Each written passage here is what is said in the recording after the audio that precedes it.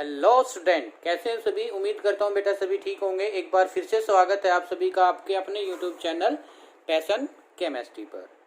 आज हम आपके लिए लेके आए हैं क्लास 10 का topic periodic classification of element, जो कि आपका चैप्टर 5 है और बहुत ही ज़्यादा इम्पोर्टेंट भी हो चुका है अब ये चैप्टर इस साल से। क्योंकि अब सीबीएसई ने कुछ सिलेबस को डिक्रीज़ किया है और सबसे ज़्यादा जो सिलेबस डिक्रीज हुआ है बेटा वो चैप्टर 4 से हुआ है, जिसका नाम है carbon and its compound. Carbon and its compound में आप कह सकते हो कि 80 से 90% सिलेबस जो है वो कम कर दिया है आपका। सिर्फ जर्नल इंट्रोडक्शन है और वो आपका जो होमोलॉगस सीरीज है वहीं तक है, ठीक है। तो मतलब अगर वहाँ से आपका सिलेबस कम हुआ है तो जर्नल सी बात है कि जो आपके चैप्टर बच के वहाँ से जो आपके क्वेश्चन है वो ज़्यादा आने वाले हैं। और ये चैप्टर आप कहोगे कि बहुत ही ज़्यादा इजी एंड स्कोरिंग टॉपिक है। केमिकल रिएक्शन एंड इक्वेशन है वो आप कह सकते हो थोड़ा सा बच्चे मानते हैं, वैसे बहुत इजी है वो कि थोड़ा डिफ़िकल्ट है। और सेकंड एसिड बेस भी सर डिफ़िकल्ट मान लेते हैं, ठीक है। लेकिन ये वाला आप कह सकते हो बिल्कुल इजी एंड इजी टॉपिक है, सबसे इजी यही है, ठीक है। अगर बच्चे की पॉइंट ऑफ व्यू से मैं आपको बताऊं तो सबसे इजी यही रहता है। तो पहले हम इसको डिस्कस करेंगे चैप्टर 5 को, और इसके बाद जो आपका कार्बन एंड कंपाउंड में 10% सिलेबस रहा है सीबीएसई के अकॉर्डिंग, हम उसको डिस्कस करेंगे, ठीक है। तो चलिए स्टार्ट करते हैं। जैसे हम पीछे से करते आ रहे हैं कि अपने नोट्स खुद से प्रिपेयर करें और किसी कोई डाउट है तो कमेंट बॉक्स में मेंशन करें, ठीक है। वो सब बातें आपको ध्यान में रखते हुए चलना है, ठीक है, तभी आपको प्रिपरेशन करनी है, ठीक है। तो चलिए स्टार्ट करते हैं पीरियोडिक क्लासिफिकेशन ऑफ एलिमेंट। तो सबसे पहले हम इंट्रोडक्शंस की बात अगर इसकी करें तो इंट्रोडक्शन में यही बात आती है कि हमें जो एलिमेंट्स होते हैं बेटा, एलिमेंट्स होते हैं उनको क्लासीफाई करने की रिक्वायरमेंट ही क्यों हुई, क्लासीफाई करने की रिक्वायरमेंट क्यों हुई। तो उस क्वेश्चन का जवाब देते हुए मैं आपको कहना चाहूँगा, बताना चाहूँगा। तो सुनिए, जो पीरियोडिक क्लासिफिकेशन ऑफ एलिमेंट, ये बात है सन 1800 की है। तब ओनली कितने थे, 31 elements were known, 31 elements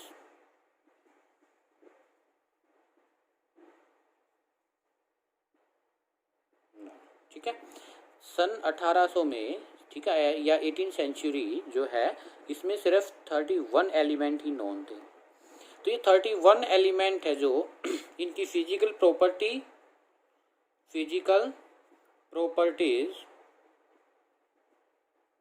and chemical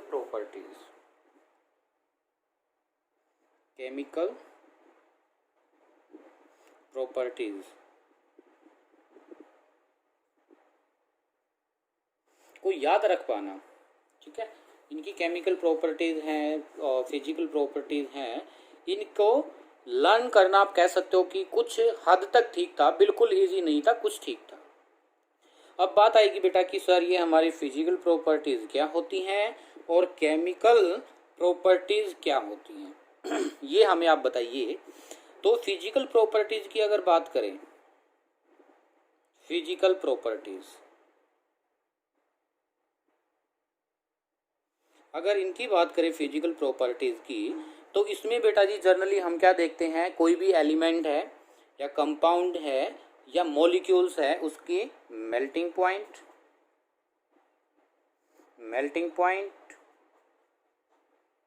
ठीक है, बॉइलिंग पॉइंट,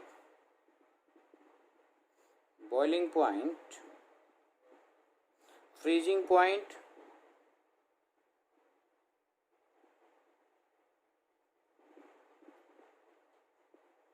स्टेट सॉलिड है, लिक्विड है, गैस है, ठीक है।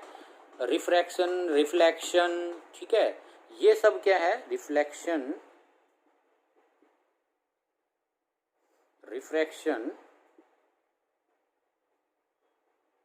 और भी बहुत है, ठीक है, लेकिन हम इन्हीं के बारे में बात करेंगे अभी। तो ये जो है बेटा, ये आपकी क्या है, फिजिकल प्रॉपर्टीज। इनको एवरी एलिमेंट, मतलब आपके पास कितने एलिमेंट थे, 31 एलिमेंट, और 31 एलिमेंट की सभी फिजिकल प्रॉपर्टीज हुई हैं अभी तो ये, ठीक है। और ऐसे ही केमिकल प्रॉपर्टीज की बात करें, केमिकल प्रॉपर्टीज की अगर हम बात करते हैं तो इसमें क्या होगा, जैसे केमिकल प्रॉपर्टीज हैं आपके पास, केमिकल रिएक्शंस, जो रिएक्शन में क्या है, oxidation reaction, oxidation reaction, reduction reaction, okay, और क्या है, reaction with air, reaction with light, बहुत सारी, मतलब आप इसमें जनरली कह सकते हो केमिकल रिएक्शन, केमिकल रिएक्शन। तो एक एलिमेंट क्या बता आपकी किस किस टाइप की रिएक्शन दिखा सकता है, वो बात कर लेंगे हम यहाँ पर।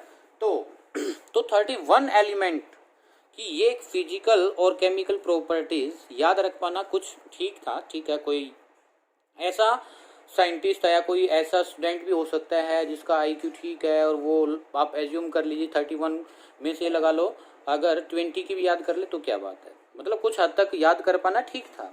लेकिन बेटा जैसे जैसे आपके आगे एलिमेंट की डिस्कवरी होती गई, ये 31 से आप कह सकते हो 32, 4, 63 तक भी याद आपकी क्या है, जो थे आपकी एक आगे आएगा मेंडलीव पीरियोडिक लॉ। तो मेंडलीव ने जब पीरियोडिक टेबल या क्लासिफिकेशन पर रिसर्च की तो उस टाइम पर 63 कितने 63 एलिमेंट्स वर नोन या आर नोन, 63 एलिमेंट आपकी क्या थे, नॉन थे, तो उनको भी क्लासिफाई करना पड़ा। मतलब क्या कहना चाह रहा हूं मैं आपको कि जैसे जैसे 31 से एलिमेंट ज़्यादा होते गए, मतलब 31 से एलिमेंट की डिस्कवरी ज़्यादा होती गई, तो तब क्या किया, तब हमें इतनी ज़्यादा, आप एज्यूम कीजिए अब अगर हम बात करते हैं अब की मॉडर्न पीरियोडिक टेबल की, तो नाउ कितने 118 एलिमेंट वर नोन या are known, sorry 118 elements are known. कितने एलिमेंट नोन है, 118 एलिमेंट। मतलब अब एक बात ही बताइए मेरे को, अब ऐसे तो हो नहीं कि 118 की 18 एलिमेंट की सभी फिजिकल प्रॉपर्टीज, केमिकल प्रॉपर्टीज, एक एक एलिमेंट की आप क्या करो, याद करो। ऐसा कर पाना बेटा लगभग इम्पॉसिबल है, नहीं हो पाएगा ऐसा कि 118 एलिमेंट है आपके पास और आप इनकी प्रॉपर्टीज को क्या करो, याद रख पाओ, दैट इज नॉट पॉसिबल, ठीक है। तो फिर हमें क्या हुआ, क्लासिफिकेशंस की रिक्वायरमेंट हुई, जो आपके पास एलिमेंट है उनको क्लासिफाई करने की जरूरत हुई, तो उनको क्लासिफाई क्या हो कर, तो क्या है 18 elements are known, so remember इस प्रॉपर्टीज, रिमेंबर देयर प्रॉपर्टीज कह सकते हैं आप, remember their properties are not possible, not possible. So classification of element, classification of element is required.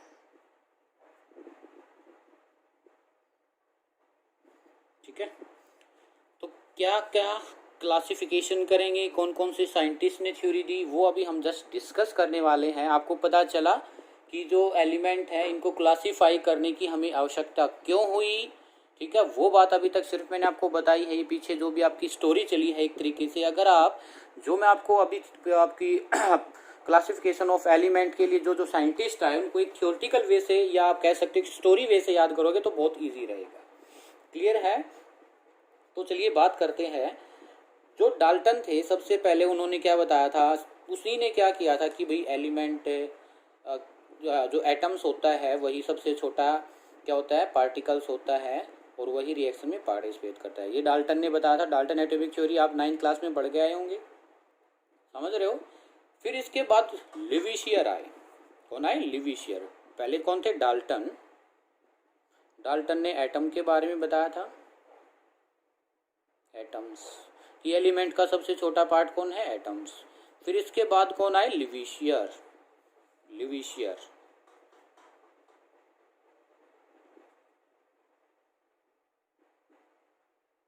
जो कि फादर ऑफ केमिस्ट्री भी हैं, इन्होंने क्या बताया, इन्होंने सिर्फ एलिमेंट्स को टू पार्ट्स में डिवाइड कर दिया बेटा जी। एक को बोल दिया मेटल्स और दूसरे को बोल दिया नॉन मेटल्स, मेटल्स और नॉन मेटल्स। लेकिन सिर्फ ये क्लासिफिकेशन भी क्या है, इतनी अच्छी नहीं है कि सभी प्रॉपर्टीज़ जो है कि जो हम प्रॉपर्टीज़ को लर्न करना था, कितनी प्रॉपर्टीज़ को 118 एलिमेंट है, इनकी प्रॉपर्टीज़ को याद करना था, सिर्फ हम ये 2 टाइप से क्लासीफाई कर देंगे तो भी पॉसिबल नहीं हुआ। फिर इसके बाद जो हम पढ़ेंगे वो जर्नली हम पढ़ेंगे, आप 4 थ्योरी कह सकते हैं या 4 पीरियोडिक लॉ कह सकते हैं, जिसमें सबसे पहले है डुबेर्नियर ट्रायड्स। कौन कौन सी पढ़ेंगे वो मैं आपको बता रहा हूँ। जो सबसे पहले है बेटा जी वो है डुबेर्नियर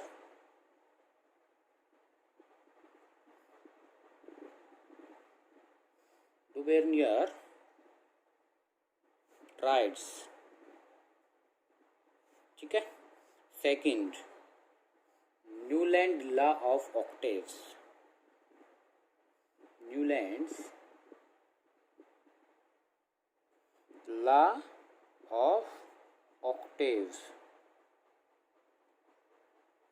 ठीक है। Third, Mendeleev law of periodic law, कह सकते हो Mendeleev periodic law.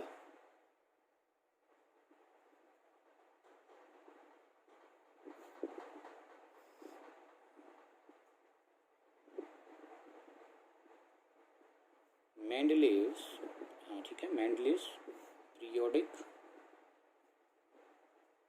Law. Fourth, modern periodic table,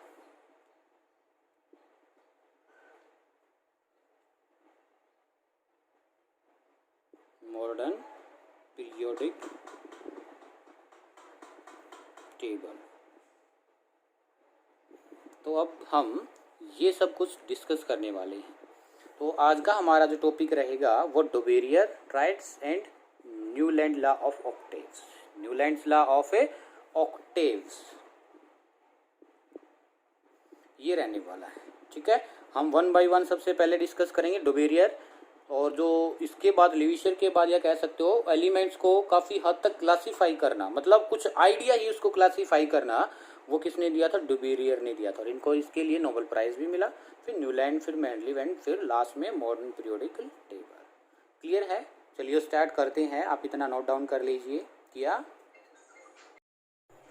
डुबेर्नियर triads, तो डुबेर्नियर साइंटिस्ट ने क्या किया, एलिमेंट जो कि सिमिलर प्रॉपर्टीज रखते थे, जो कि फिजिकल और केमिकल प्रॉपर्टीज ही रखेंगे, उनका एक ग्रुप बनाया, और वो ग्रुप कितने का था, 3। ट्राई का मीनिंग क्या होता है, 3। तो डुबेरियर ने क्या किया, एक 3 एलिमेंट्स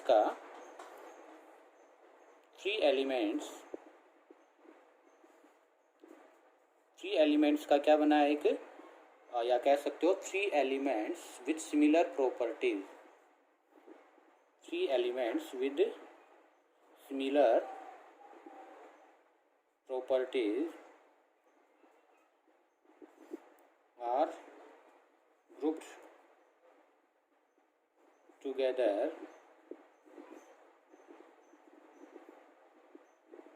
called triads। क्या बोला उसको, ट्राइड्स का, ठीक है। 3 एलिमेंट्स का वो एक ग्रुप बनाया जो कि सिमिलर प्रॉपर्टीज रखते हैं, और सिमिलर प्रॉपर्टीज जो प्रॉपर्टीज हैं वो कौन कौन सी होंगी, physical and chemical. For example जैसे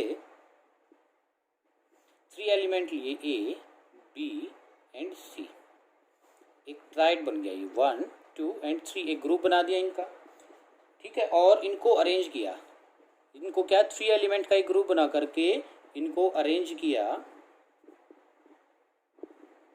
arranged in increasing order of, या आप कह सकते हो arranged in increasing order of their atomic wait, ठीक है। क्या किया इन्होंने, 3 एलिमेंट्स को एक ग्रुप बनाया उनका, जिसको ट्राइड कहा, और उनकी प्रॉपर्टीज क्या थी, सिमिलर थी, जैसे ए बी सी, और इनको कैसे अरेंज किया, in their increasing order of A atomic weight. ठीक है, और फिर क्या किया इसने क्या किया, 3 एलिमेंट को अरेंज तो कर दिया, फिर जो मिडल वाला एलिमेंट है उसका एटॉमिक मास फाइंड आउट किया, और वो कैसे किया, जो ए प्लस सी का एटॉमिक मास है इनका एवरेज निकाला, इनका क्या निकाला, एवरेज, तो वो किसके इक्वल मिला, इक्वल या नियरली सेम मिला बी के। ठीक है, तो आप कह सकते हो when A B C are arranged in increasing order of their mass and atomic mass of the middle are arranged in increasing order of their atomic weight and the atomic weight of middle element का कैसे निकाला, and the atomic weight of the middle elements, जिसको हमने कहा B, was almost the mean of average of atomic mass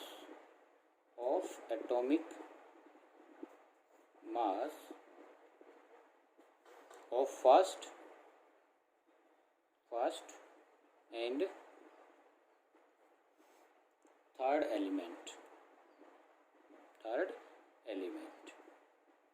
that is I dot E क्या, that is A and C।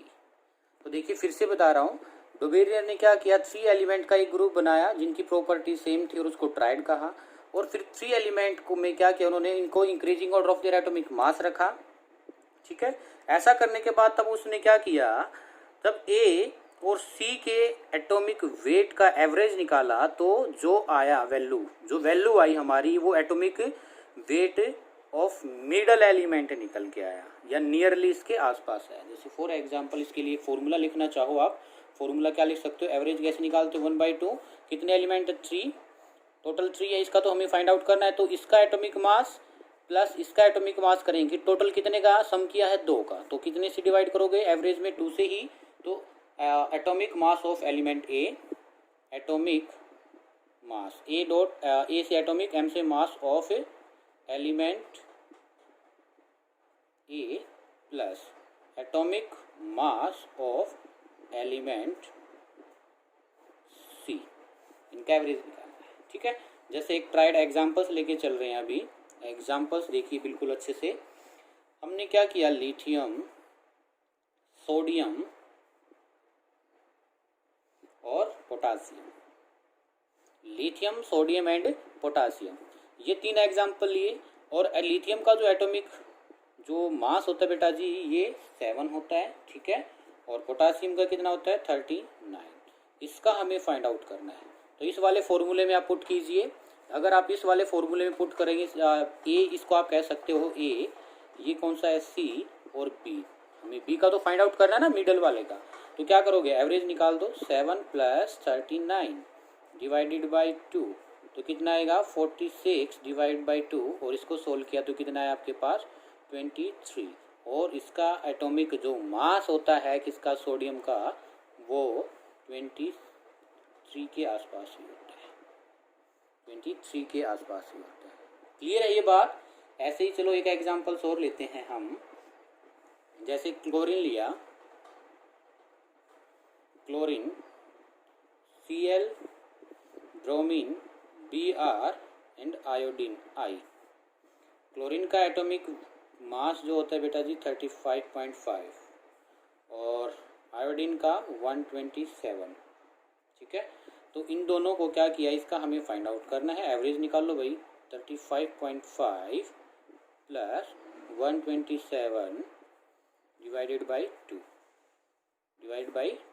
तो बताइए comment box में आंसर क्या है जल्दी से। तो 126 यानी कि 162.5 डिवाइड बाई 2, इसको सॉल्व करोगे तो क्या आएगा, 81.25। ठीक है, अप्रोक्स। वैसे आपको एग्जैक्ट मैं बताना चाहूँ आपको, जो ब्रोमीन है इसका एटॉमिक मास होता है बेटा 80। कितना होता है? 80। लेकिन 80 और 81 यानी कि 1.25 ज़्यादा ही आया, कुछ ज़्यादा डिफरेंस नहीं है। तो यही बात कही थी डुबेरियर ने कि तब हम ए और सी से बी का मास निकालने की कोशिश करेंगे, वह या तो एग्जैक्ट आएगा, नियरली सेम आएगा, ठीक है। लेकिन ये सभी के लिए वैलिड नहीं था, इसकी लिमिटेशन रही कि जो है डुबेरियर तो ठीक है भाई, इसने कुछ तो हेल्प की कि हम एलिमेंट को शुरुआत की एक तरीके से कि एलिमेंट को हम increasing order of their atomic mass रखते हैं। ये सबसे बड़ा पॉइंट था और काफ़ी साल तक बहुत ही ट्रेंड में भी रहा ये बात। लेकिन इसकी लिमिटेशन थी कि कुछ ही के लिए क्या था, ये वैलिड था। जैसे अब मैंने इसमें बताया आपको, वैसे तो कितना होता है 80, लेकिन आया कितना 81.25 यानी कि 1.25 ज़्यादा ही आया ना ये। इसी वजह से इसकी कुछ ऐसी लिमिटेशंस थी। ये डुबेरियर का क्या था, ट्रायड्स, समझ में आया होगा काफ़ी, ठीक है, अच्छा है, ये क्लियर है। लेकिन इसके बाद जो आएगा वो है Newland law of octaves. Newland law of octave वो हम नेक्स्ट वीडियो में डिस्कस करेंगे, ज़्यादा लंबी वीडियो नहीं बनाएंगे हम, ठीक है। लेकिन जितना आज बताया आपको ये बहुत ही अच्छे से करना है। बच्चे इनको क्या है काफ़ी बार स्किप कर देते हैं कि यहाँ से क्वेश्चन नहीं आता है, बेटा आ सकता है क्वेश्चन, क्लियर है। इसी वजह से आपको बता, ये जो थ्योरी ये पढ़ाई भी जाती है, आपकी बुक में भी मेंशन कर रखी, ताकि इसमें से कुछ ना कुछ आपसे पूछा जाए, क्लियर है। तो चलिए मिलते हैं नेक्स्ट वीडियो में, जल्द ही एक अच्छी वीडियो लेके आएंगे। न्यूलैंड लॉ ऑफ ऑक्टेव बहुत ही इंटरेस्टिंग भी है वो, ठीक है। और अगर आपको ये वीडियो पसंद आया तो प्लीज़ वीडियो को लाइक कीजिए, शेयर कीजिए और कमेंट बॉक्स में बताइए आपको कैसा लगा वीडियो या क्या डाउट रहा वो मेंशन कीजिए। और अगर आप मेरे चैनल पर नए हैं तो प्लीज़ चैनल को सब्सक्राइब ज़रूर करना है, ठीक है। Thank you.